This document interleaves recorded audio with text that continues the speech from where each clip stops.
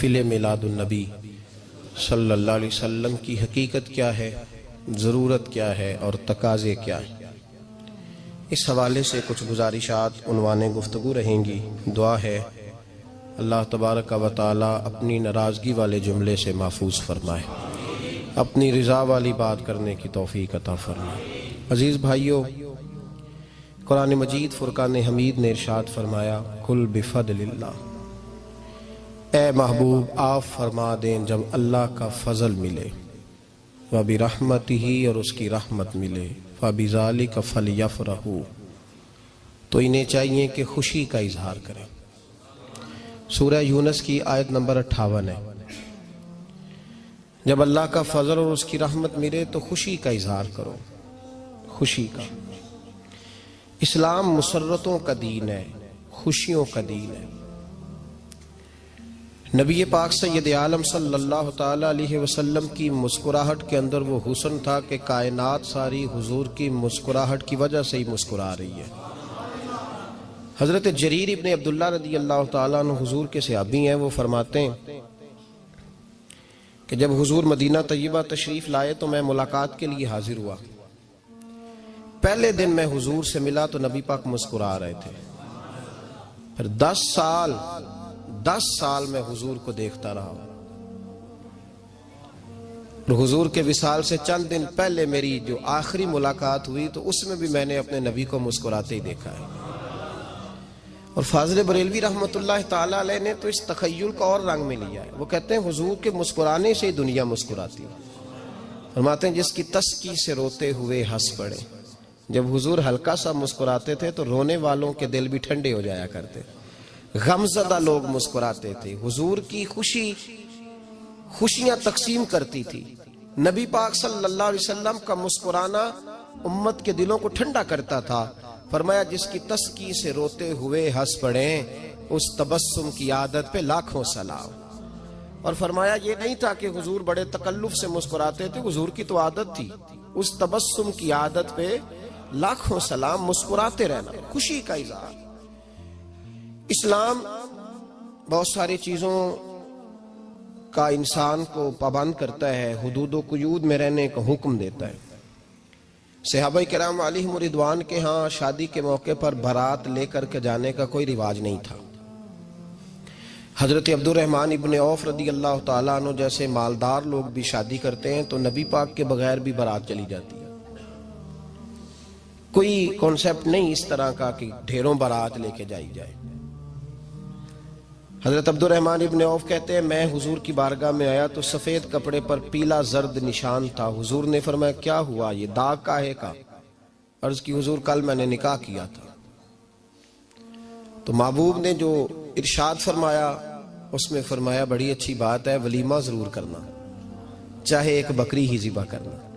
بارات نہیں لے کے جائی جاتی تھی، ولیمے کا حکم دیا۔ اور بخاری میں نبی پاک نے یہ بھی فرمایا جب تمہیں کوئی ولیمے کی دعوت دے تو جایا کرو۔ اچھا، اب شادی کے موقع پر جو بارات لے کے جائی جاتی ہے تو اگرچہ حضور کی سنت نہیں، لیکن اسے ہم حرام نہیں کہتے، اسے ہم ناجائز نہیں کہتے۔ ہم نہیں کہتے کہ یہ تو نے غلط کیا، اگرچہ لے جانا حضور سے ثابت، اس مروجہ انداز میں ثابت نہیں اس طرح ہمارے ہاں جاتے ہیں، لیکن ہم پھر بھی اسے ناجائز۔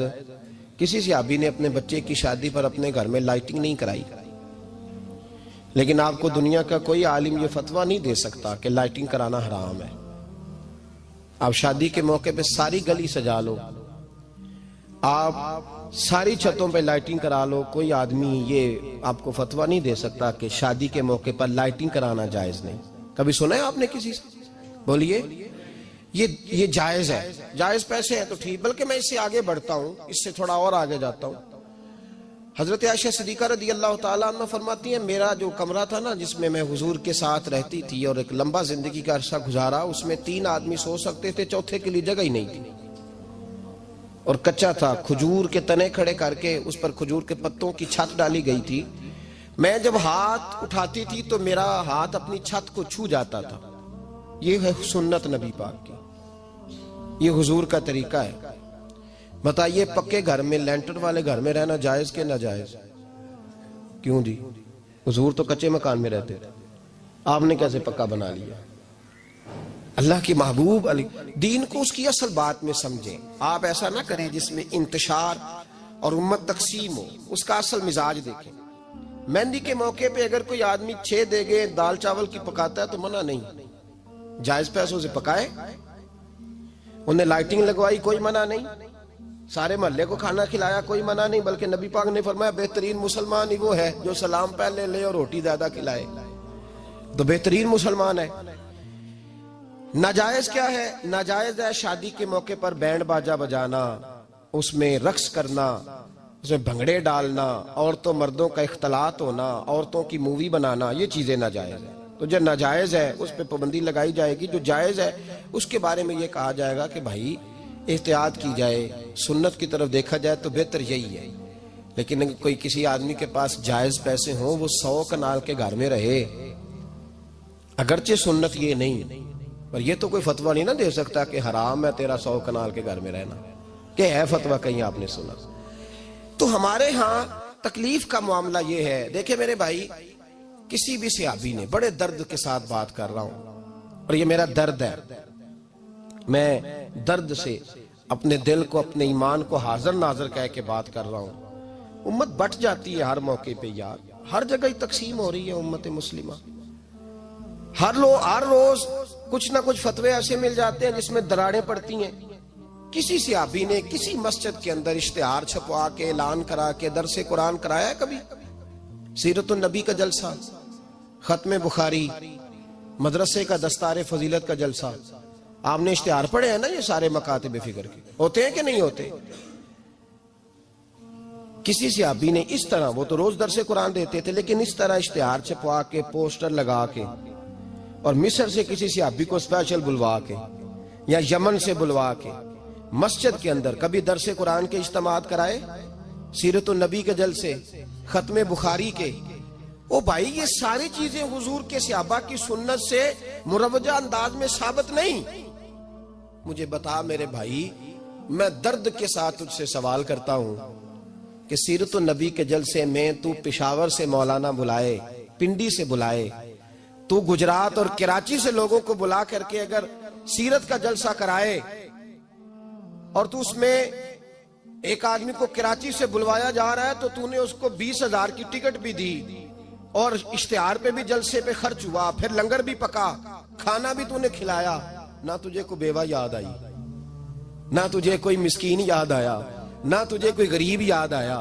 حالانکہ کہنا چاہیے تھا نا, یہ جو ₹1,00,000 لگ رہا ہے کسی بیوہ کی خدمت کر دینی چاہیے, یتیم کو دے دینا چاہیے. درد کے ساتھ بات کر. سوال میرا یہ ہے کہ وہی کام جو سیرت کے جلسے میں ہوتے ہیں, پہلے تلاوت ہوتی ہے, پھر نعت ہوتی ہے, پھر کسی عالم کا بیان ہوتا ہے, وہی کام صرف نام بدل کے کیا جائے, عید میلاد النبی نام رکھا جائے صلی اللہ علیہ وسلم. یہ میں آپ کے ذہنوں پہ دستک دے رہا ہوں, تقریر نہیں کر رہا, صرف دستک دے رہا. او بھائی دیکھو, ایک آدمی وہی کام نام بدل کے کرے تو جائز ہے, اور اگر اس میں نبی پاک کے میلاد کا نام رکھ لیا جائے یا نعت کا نام رکھ لیا جائے تو پھر مجھے اجازت دے میں تجھ سے سوال کروں کہ صرف تجھے حضور کی تعریف پوری لگتی ہے؟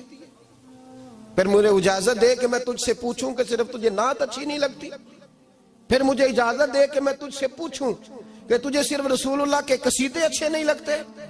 دے مجھے اجازت کہ میں تجھ سے سوال کروں کہ جہاں ذکر رسول کی بات آئے وہاں تو پریشان کیوں ہوتا ہے؟ تجھے پتہ ہی نہیں یہ تو وہ ذکر ہے کہ رب فرماتا ہے تم بیان کرو نہ کرو وَرَفَعْنَا لَكَ ذِكْرَكَ, محبوب میں نے خود تیرے چرچے ساری دنیا میں بلند فرما دیے. اور نبی پاک نے پوچھا حضرت جبریل سے کہ چل جبریل تو بتا میری امت کو پتہ چلے رب نے میرا ذکر کیسے بلند کیا ہے. تو جناب جبریل کہنے لگے محبوبہ رب فرماتا ہے میرے نبی سے کہہ دے جہاں جہاں تیرے رب کا ذکر ہوگا وہاں وہاں تیرا بھی ذکر ہوتا رہے گا. یہ تو محتاج ہی نہیں کسی کا. اتنی جلدی لوگ بپھرتے ہیں. اللہ فرماتا ہے قل بفضل اللہ وبرحمتہ فبذلک فلیفرحوا. محبوب ان سے کہہ دو جب اللہ کا فضل ملے, جب اللہ کی رحمت ملے تو خوشی مناؤ. تیرا نہیں مجھے پتا, مجھے تیرا نہیں پتا, لیکن مجھ سے اگر تو پوچھے تو کائنات میں رب کا سب سے بڑا فضل بھی محمد مصطفیٰ ہی ہے, اور سب سے بڑی رحمت بھی محمد مصطفیٰ ہی ہے. وہ دو عالم کی رحمت تھے، وہ جہاں چاہتے وہیں رہتے، یہ تو ان کی مہربانی ہے کہ یہ عالم پسند آیا۔